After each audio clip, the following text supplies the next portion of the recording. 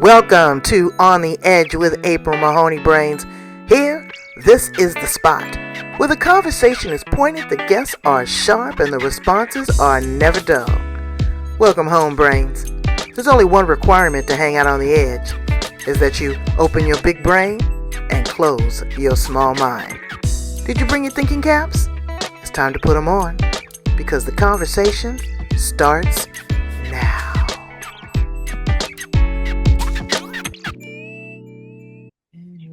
Welcome to On the Edge with April Mahoney Brains. How are you today? Are you good? You better be. You better be working on it. If you're not, you're going to be better because we have a Jackie Mott. She's here with us all the way from Ontario, Canada. And we're going to talk about reinventing ourselves. You know, women get stuck, but men too. But women get stuck after 50. They think life is over. But baby, let me tell you, I kicked into overdrive. I'm living my best life. Oh, yes, unapologetic. My money is good. My relationship is good. Sex is fantastic. I'm a little bit too, enjoy it too much. I'm a little fluffy. But when you become downtrodden after a divorce or after some sort of grief, maybe a loss of a job, maybe you're an empty nester, then you go through this whole mind spin. And so Jackie is going to help us land with both feet 10 toes down, planted in the ground. Let's welcome her to the show. How you doing, Jackie Mott? I am fantastic. I have been so excited about this. Hello, brains. Hey, Hello. This is so exciting. I'm so happy to be with you, April. I'm happy too. You just told me in the green room that you were in San Diego, and I missed you. I told you I'm the VIP queen, honey. Anybody that come to San Diego, if you're nice, I'll take you around and show you a real good time. Tell my brains a little bit about you and how you show up in the world. So, my name is Jackie Mott. I am a speaker, an author, a coach. I also do some accounting and income tax and a whole bunch of other stuff. And I think I will be very comfortable saying that my mission is to really support women at midlife who are starting over or who are going through some sort of a transition. You know, you just mentioned we could be empty nesters, maybe we've lost a spouse or a relationship, or any number of other things. And so it's really important for us to put the pieces together in a way that will help us create a new way of being and a new life in this world that actually takes us in the direction that's going to bring us joy. And that's what I love to do. Well, joy is a choice. Mm. You can be in a very bad, dysfunctional situation. You could be sick, you could have cancer, and still find joy. Just in the fact that you woke up, that you're around the right people, that you have support, that you have something to eat, that you're able to vote. Oops, did I say that? There's a whole lot going on in the world. And I'm telling you, I am really at a point of anxiety because what's going on here in the United States. But what I've decided is much like what you said. I've made a choice. I've Mm. extracted the noise. I have chose to do something different. I have chose to respond differently, to act differently. What do you suggest when someone is pulling back the layers of trauma and anxiety? How do they start to reshift themselves? So I think it's really important for us to, number one, reach out for help when we need it. Mm-hmm. Because when we start to pull those things apart, it can be very difficult to do by ourselves. And it can, it can bring up a lot of stuff. The processes that I use really don't require us to go too far into the trauma and drama. But sometimes that's what happens. Sometimes we get triggered by a memory or an experience, and when we don't have the support in place, and that could be anybody. I mean, that could be a close family member, close friend, it could be a coach, it could be a counselor, but I think it's really important for us to have the support in place, number one, to help us walk through whatever it is that we need to walk through. Also, to look to the future, look to what you want to create rather than the thing that took you down. Because if we focus too much on that thing that took us down, then we can get sort of stuck and lost in the emotion and that I'm going to go as far as to say depression, almost that grief, that depression. We can get lost in that darkness. So it's very important for us to have this mindset of like, I really, what's going to make me happy? What are the things that I would like to bring into my world? What kind of relationships would I like to have? What kind of work do I want to do? All of that kind of stuff. Get curious about that stuff. Have your help in place. And if you can find a system that works for you, then that's always a great idea, because sometimes that step by step thing can make it a little bit easier and less overwhelming if we do get into the emotion of the thing. Does that make sense? Brains, you've got to be in action. Okay. And Mm, I'm a toughie. I had this nice lady call me she wants me to mentor her. When I mentor you, that's my choice to pour into you. But it's reciprocal. But her conversation was one of wanting to shame and blame the person that mm, victimized her, mm-hmm, wanted to punish them. And she was on the phone for with me like first 30 minutes and repeated herself 100 times. mm-hmm, I can't do it mm-mm, because she's lived this and she's not in action. She's in resentment. mm-hmm, And you got to work through it. Okay. Grief is a process. I get all that. mm-hmm. But if you've lived this situation for 45 years and you are still recycling it, you know, I don't know what to do. So when you find yourself in this situation and you've identified what's going on, you want to move to action, what's the next step? The next step in my mind is the redefining and reframing. So I feel like what you just said really resonates for me in the way of being in stuck in a story, right? And then we can start to identify ourselves. We can start to define ourselves by the circumstances that happened to us. And we do get stuck in that victim mindset. So we need to reframe the thing. We need to start to pull it apart and look at it from a different place. When we can start to change the story that we're telling ourselves about the thing that happened. For example, I went through a really difficult divorce, and I'm not going to tell you it didn't devastate me when it first happened, because First. it did. It knocked me flat. We'd been together for 27 years, Wow. and all of a sudden this person that has been part of my daily life for over 2 decades is just gone. So there was a very strong grief response, and all of that kind of stuff, and the circumstances were pretty ugly. To be honest, they were pretty ugly. So there was a time when I needed to allow myself to feel the hurt and the anger and all of that kind of stuff, but there was also a time when I just woke up one day and I went, okay, so I have this story of what my life was supposed to be. And I'm using the air quotes very purposely. It was supposed to be this way. And that's what I'm rolling around in. I'm angry because this thing it's changed. It's different. It's not going to be what it was supposed to be, what I've invested in. Right. And I have two choices. I can stay in this space that is really uncomfortable and really not happy for me, or I can start to look around myself and go, okay, so what am I going to do now? What am I going to do now? And how do I want to define myself? How do I want to show up? Because it's no longer about us, right? It's no longer about us at this point. Right. It's about me. It's about me and what do I want? What's going to make me happy? What do I desire?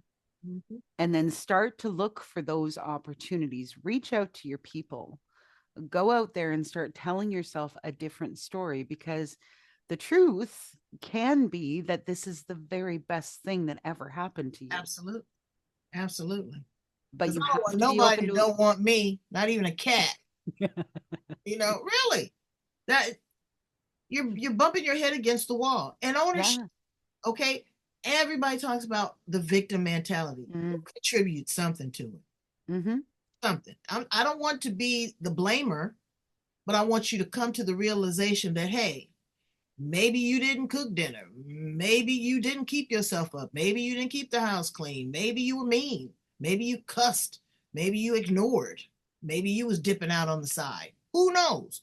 But whatever the situation is, you got to own your stuff. Absolutely. You got to own your stuff Absolutely. and able to project to the next thing. You wrote a book. I did. Believe all things are possible. I did indeed. Absolutely. Tell us a little bit about that and what's inside the pages. So the subtitle, it's really cool that we're talking about this victim mindset because the subtitle is Break Free from the Top 3 Mindset Myths to Create Joy and Abundance You Desire and Deserve. Mm, So I'm talking about one of the things that I talk about in this book is actually the victim mindset and how insidious those kinds of belief systems. So I have this way of framing this thing. I call it the subliminal soundtrack. So, since I'm sure the brains probably have not heard me speak yet, I'm just going to share with you what that is really quickly. Subliminal mindset or subliminal soundtrack is this loop of messages that plays in the back of our mind all day, every day. And it's made up of all of those little bits of information that we've picked up, throughout our conversations and our lessons that we learned and childhood and adolescence and all of that sort of stuff. So, it's based a lot on the conditioning that we have.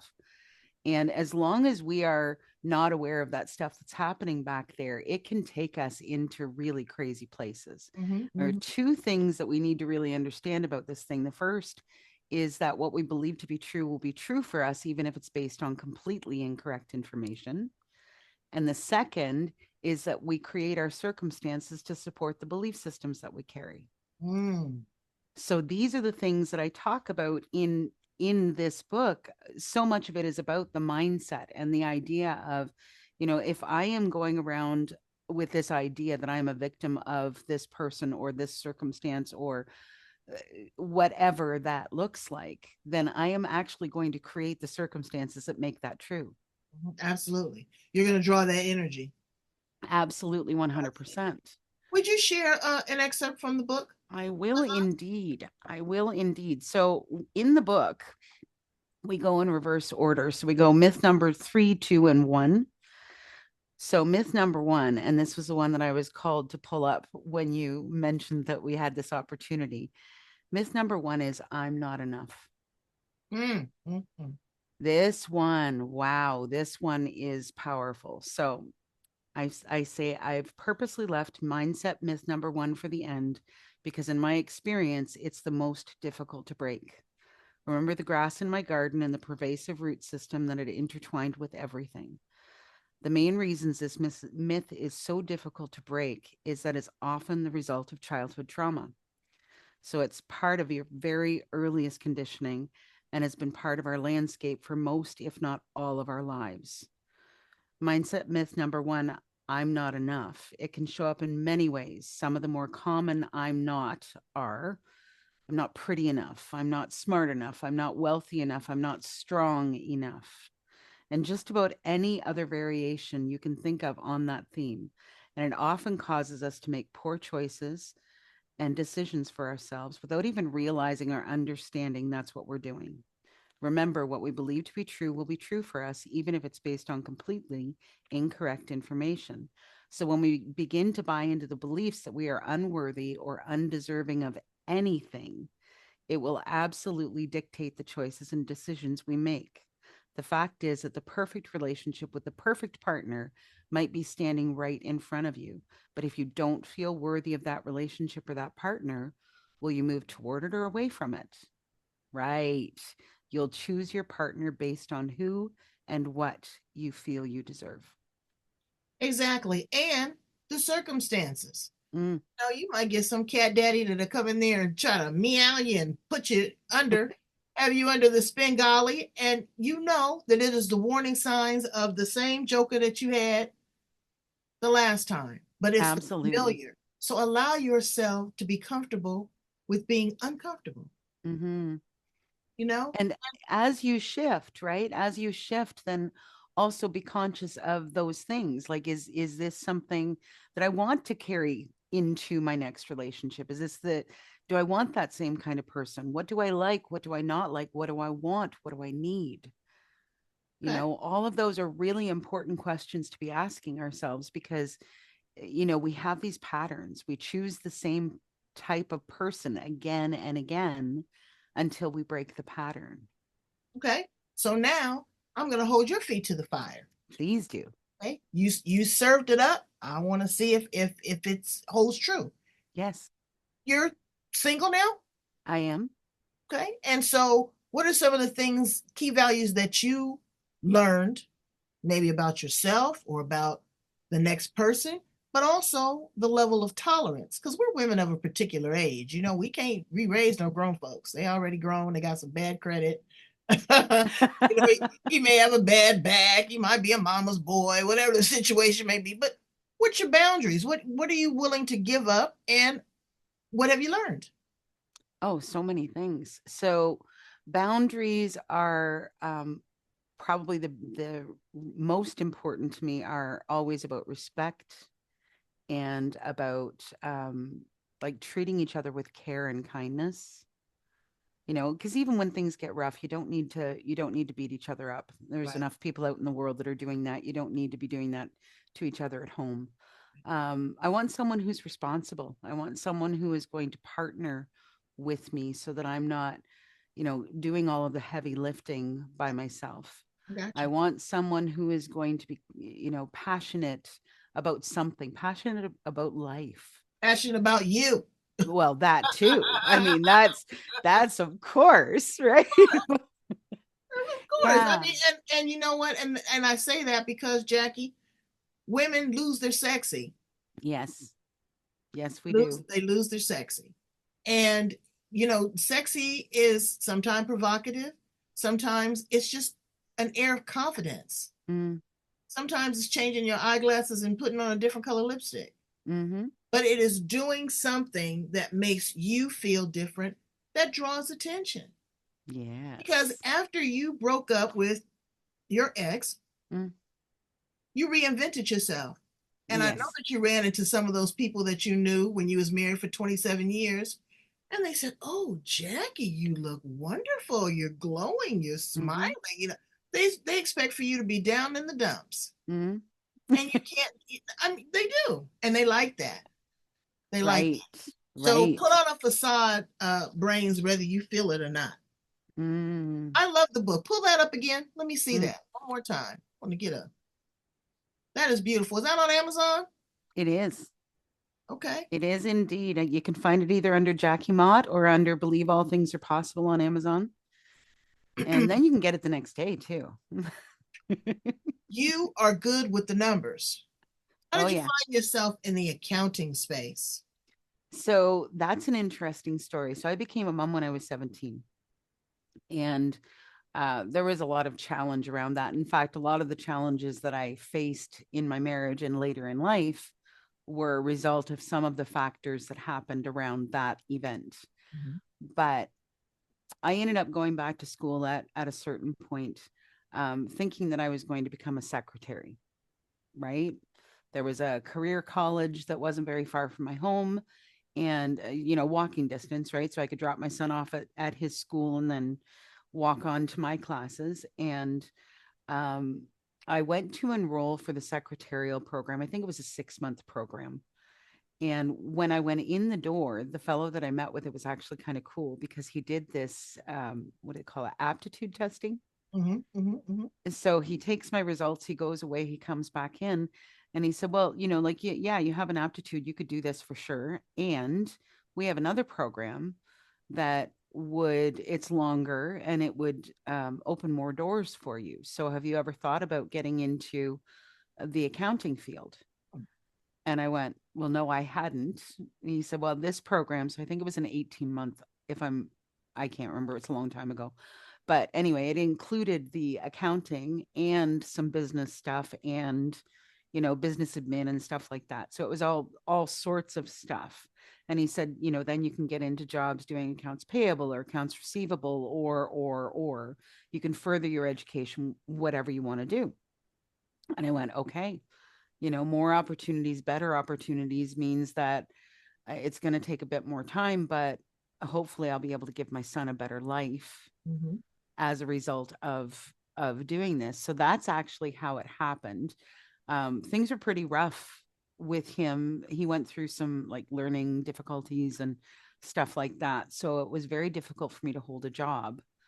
So about 2 or 3 years after I actually finished my education, I ended up starting my own business Mm. and have been doing that ever since, because I just couldn't manage the schedule. I so it was one of those happy mishaps. I never expected to be in business, and there you are. Well, you were at the right place at the right time. Mm, And they always say when the student is ready, the teacher will appear. mm-hmm, And it's about the wanting and the desire, not for yourself, but for your son. mm, And then you grow and you start your own business. Brains, you never know what is going to happen. Or I love to say, you don't know what you don't know. mm, So be excited about new opportunities. Be excited about uncertainty to a degree. Be a risk taker. Take a chance. If the relationship is not good, hitting on you, not coming home, drinking, cheating, you don't know where the money is, cussing you out, all that kind of stuff, girl, stack you some loot. Find out where all the bodies is buried, all of the 401k and other properties and all that kind of stuff, and make a plan. You don't have to be bitter, but you don't have to suffer. And that mm, goes for men too. If your partner is not treating you right, it's not just women that get victimized. Relationships look a lot different than what we consider traditional now. Somebody's not treating you right, it don't feel good, then you have a responsibility to yourself to make mm, yourself feel better. It's nobody else's responsibility. It's an inside job, not an outside job. But you can work with great people like Jackie, that is not only running a business, but she's trying to incorporate some of that system knowledge, wisdom, functionality, and analytics, because an accountant has to be analytical. mm, mm-hmm. Common sense wisdom, okay? She's pouring that into you. But we want to get some fun questions because I love to do this, girl. I like to get all up in your business. If you were a car, Jackie Mott, what car would you be? Ooh, if I was a car, ooh, I think I'd definitely be an SUV. Oh, Yeah, isn't that hybrid fun? or electric? Hybrid. Yeah, I just bought a new hybrid. I love it. All right. Mm-hmm. If you were a flower in the garden, what flower would you be? Oh, definitely. What do you call those? Gerber daisy. Oh, I they're love pretty. those. They're pretty. Yeah, Mm-hmm. they're really pretty. Um, if you could time travel, go back to the past, stay here in the present, project to the future, where would you land? Mm. I think I think I would want to check out maybe 5 years down the road from now and see where I'm at. What planet are you most aligned with? What planet? I don't know why Pluto is coming up. I have no idea what that means, but there you Girl, go. me and you gonna hang out there together.